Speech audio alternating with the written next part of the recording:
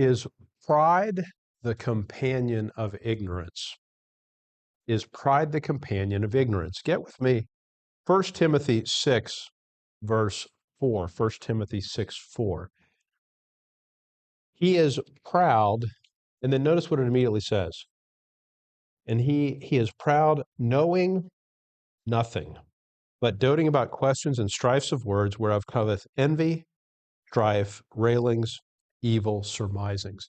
You can see that the person is described as proud, and then immediately following that is described as knowing nothing.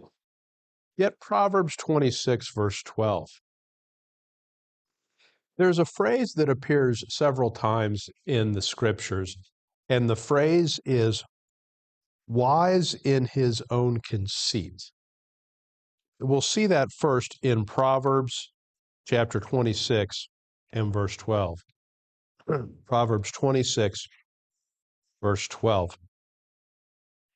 Seest thou a man wise in his own conceit? There is more hope of a fool than of him. Now, as we look at these wise in his own conceit verses, I want you to keep a question in the back of your mind that we'll then answer. And the question is this: are these verses saying that the person who is wise in his own conceit is actually wise? So let's read this one again. Seest thou a man wise in his own conceit? There is more hope of a fool than of him. Look at verse 16, Proverbs 26, 16. The sluggard is wiser in his own conceit than 7 men that can render a reason. Get Proverbs 28, 11. Proverbs chapter 28, verse 11. The rich man is wise in his own conceit, but the poor that hath understanding searcheth him out. Get Romans 11:25. Romans chapter 11 and verse 25.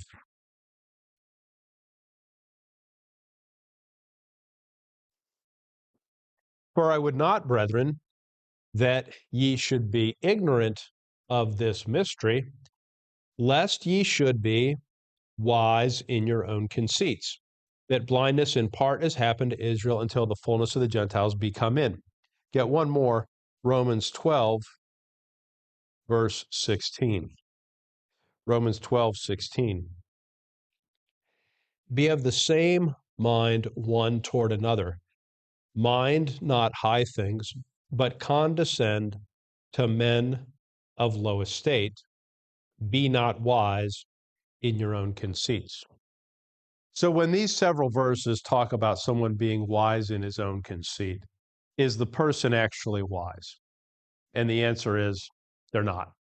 And I'll just briefly cover this. So verse 16, Romans 12, 16 says, be not wise in your own conceits. So obviously that's bad. Proverbs 26, 12 said, seest thou a man wise in his own conceit?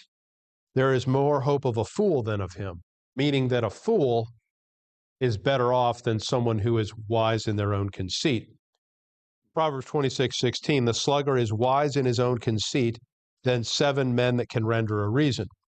And the idea there is there's 7 folks that actually have a reason for something. They have a logical basis, but the sluggard is wise in his own conceit. Proverbs 28, 11, the rich man is wise in his own conceit, but the poor that hath understanding searcheth them out. Well, if the rich man is wise in his own conceit, and that's contrasted with the poor man that hath understanding, what does the rich man lack? Understanding. So he lacks understanding, but thinks he is wise. He thinks that in his own conceit. And Romans 11:12 said, 11:25, Paul didn't want them to be wise in their own conceits, and that would result from being ignorant of this mystery. So, pardon me, and appreciate your indulgence. I've got some little bit of cough. The wise in his own conceit verses are saying that the person is not wise. And what they're saying is that he lacks wisdom. So thus, someone who is wise in his own conceit, he's conceited. What does that mean? Well, he's proud. He's full of himself. He's arrogant. But he's conceited, and he thinks himself to be wise, but he is not. Yet Proverbs 11, verse 2. Proverbs chapter 11, verse 2. Now, while you're turning there, I'll make this point. When you think about the gospel, for by grace are you saved through faith, and that not of yourselves. It is the gift of God, not of works, lest any man should boast. And the idea there is that boasting is the exact opposite of having faith in the gospel. So one of the things you realize, and when the list of 7 deadly sins was created, which is a man-made list, of course, but it's an interesting thing to consider, what was the worst of those sins? Pride. And so if pride keeps someone from the gospel, then obviously that's the most dangerous sin. Proverbs 11, verse 2. When pride cometh, then cometh shame. Shame naturally follows. Now notice the contrast. But with the lowly is wisdom. So pride is contrasted in the first part of the verse with wisdom. Get Proverbs 13, verse 10. Proverbs 13:10. Only by pride cometh contention, but with the well-advised is wisdom. What those 2 verses tell us is that pride produces both shame and contention and not wisdom. Get Psalm 10, verse 4. Psalm chapter 10 and verse 4. Psalm 10:4.